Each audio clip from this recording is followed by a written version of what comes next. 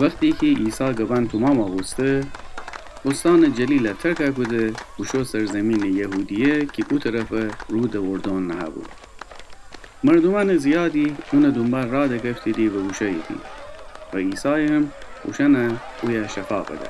بعضی جفریسیان هم اون ورجا قمایدی تا اون امتحان بکنی. اوشن عیسی و ورسه دی آیا ایتا مرده کره جایز ایسه به هر دلیلی که خودش قبیل داره خوزنه طلاق ده؟ عیسی جواب بده مگر نخندید که خالق دنیا جا اول انسان مرد و زن خلق بکده و بگفته هنه وسی مرد خوب پیرما را ترک کنه و خود زن دوچکه و اوشن دوتا ایتا تن میدی. اتویی ده اوشن دو نفر نیدی بلکه ایتا تن بوستدی. پس اون چیه که خدا وصله کده انسان نوسی سیوا بکنه.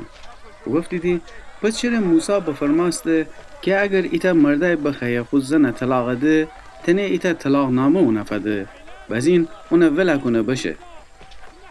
عیسی بگفته شمی سنگ دلی وسی بود که موسی اجازه بده که شمی زن طلاق دید اما جا اول اتویی نو بود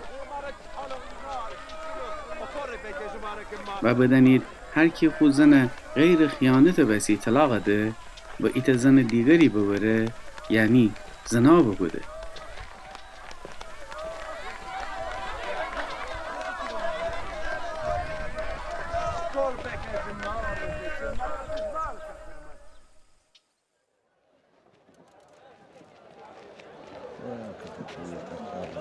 شاگردان اونا بگفتی دی اگر مرد و زن میان وضعیت عطا بابه عروسی نکدن بهتره.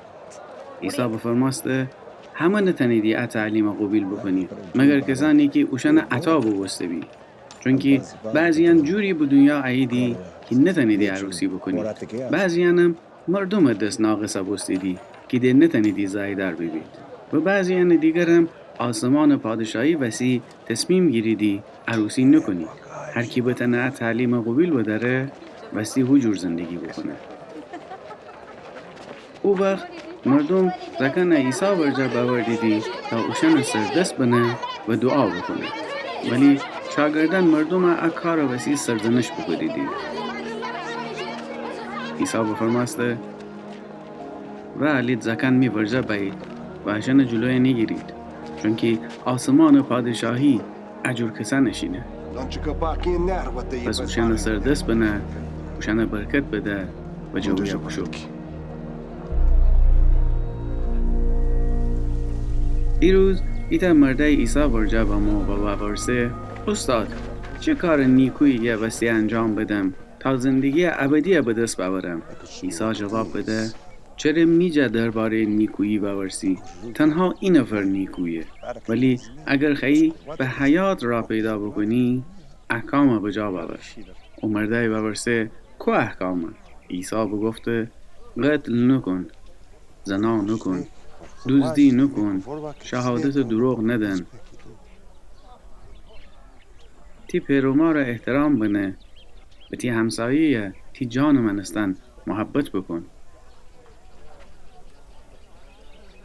او جوان بگفته همه احکام بجا باوردم دی چی کم دارم؟ عیسی جواب بده اگر خیلی کامل بیبی بشو و اون چی که داری بفروش و اوشن پوله فقیره نفدن که آسمانم یعنی گنجی بداری باز این بیا و میجا پیروی بکن. جوان وقتی عیسی گوانه بشنوسته اون دل غم دکفته و راه دکفته بشو چونکه معلوم نال زیادی داشتی. او وقت عیسی خوشاگردانه بگفته آمین چه مرگم معلوم نال داران ره راه پیدا کدن به آسمان پادشاهی خیلی دشواره. حتی هم شمرگم که گذاشتن شطور جسوزن سوراخ راحت تره تا ایتا پولدار آدم خدا پادشاهی ورود بکنه. شاگردان وقتی عیسی گوانه بشنوستید خیلی تعجب بکریدی و باورسیدی پس کی تنه نجات پیدا بکنه؟ عیسی اوشن فندرسته و بگفته اکا انسان ره غیر ممکنه اما خدا ره همه چی ممکنه. پتروس بگفته حسن امان همه چیه ترک کدیم و تیجا پیروی کدن داریم. چه چیزی امین نصیب به؟ عیسی اوشانه بگفته آمین شما را اگم وقتی که دنیای جدید میانی همه چی تازه به و انسان پسر شکوه و جلال امره خود تخت پادشاهی سرنشینه بزین شما هم که میجا پیروی بکدیدی 12 تخت سرنشینی دی و 12 قبیله اسرائیل داوری کنیدی و هر کی می نام وستی خو خانه یا خو برار یا خو خاخور یا خو پر یا مار یا زاکه یا خو ملک و املاک ترکه کده بی بزین 100 برابر فکره و زندگی ابدی به دست آوره.